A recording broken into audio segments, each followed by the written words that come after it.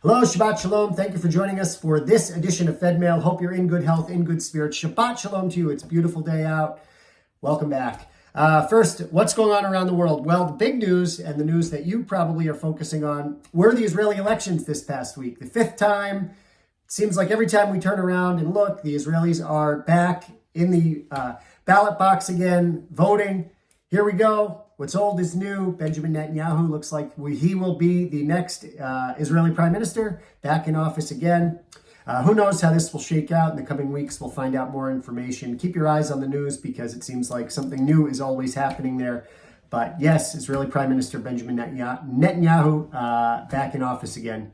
Also, unfortunately, rockets were fired from Gaza this week, and more unrest and instability in the region. A lot was going on in the West Bank, and there was a stabbing in the Old City, which really seems to be happening with quite some frequency. And I know that there was a lot of talk during this election about safety and security. We'll see how that plays out. Also, this past week, Jewish Federations of North America held their General Assembly in Chicago. A lot of talk there about what's going on with the Israeli election, of course, and with the U.S. elections coming up, rise in anti-Semitism, focus on security, focusing on continuity within the Jewish community. First time the GA has been held in person since the beginning of the pandemic, but important stuff. Also in the news, Kyrie Irving suspended by the Brooklyn Nets for 5 or 6 games because of horrific anti-Semitic comments he made, the promotion of propagandized, terrible material. And it's wonderful that the Nets took action and suspended him. Important stuff. I also want to note that with the rise of anti-Semitism and with these celebrities and political figures who have made anti-Semitic comments, and too numerous to even mention them by name here, it's important to note that last year, Jewish Federation, in coordination with the Tapper Charitable Foundation, established the Righteous Gentile Award to recognize good people in our community who are taking action to support different faith-based communities. We're really looking for people. Well, and I want to say that each year we hope to make a presentation in the spring to award a righteous Gentile, someone in the community who has done something great on behalf of a religious or an ethnic group of outside of their own. This past year, we recognized Worcester Police Chief Stephen Sargent, who has just done a ton for the faith-based community in Worcester, not only the Jewish community, but really all communities. And we're looking for nominations for next year. So if you have someone in mind, we'd love to talk to you about it. We'll send you along a nomination form. But this is really important, especially with everything that's going on. The Tapper Charitable Foundation Righteous Gentile Award. Happy to talk about it with you. And we'll certainly be talking about this more in the coming weeks. All right, so what's going on in our community? 11/13, November 13th, we have a very special Jewish War Veterans Day program. Please join us for that at the Worcester JCC.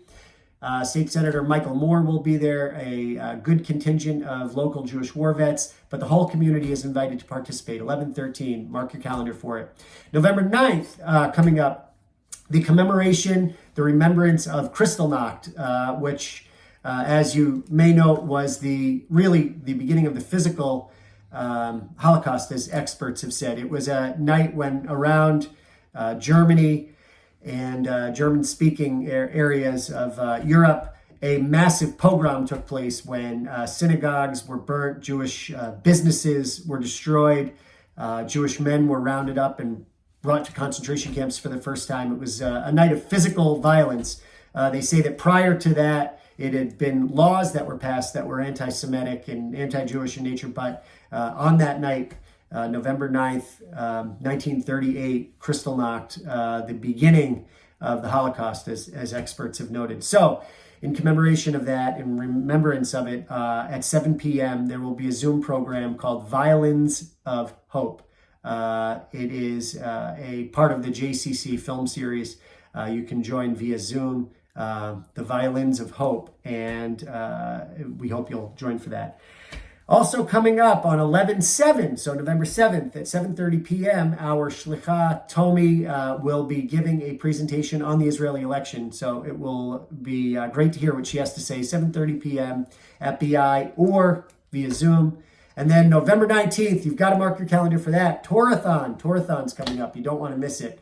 Also coming up next week on the 12th, there is a Tot Shabbat program in conjunction with PJ Library and the Westboro Early Childhood Program taking place at Beth Tikva in Westboro. We'd love to see community members come out to that. Tot Shabbat program, 11-12 at Beth Tikva, open to all. PJ Library, Westboro Early Childhood Program. You don't want to miss it. And you don't want to miss any of these great programs. Also, make sure you scroll down in Fedmail, see what else is going on.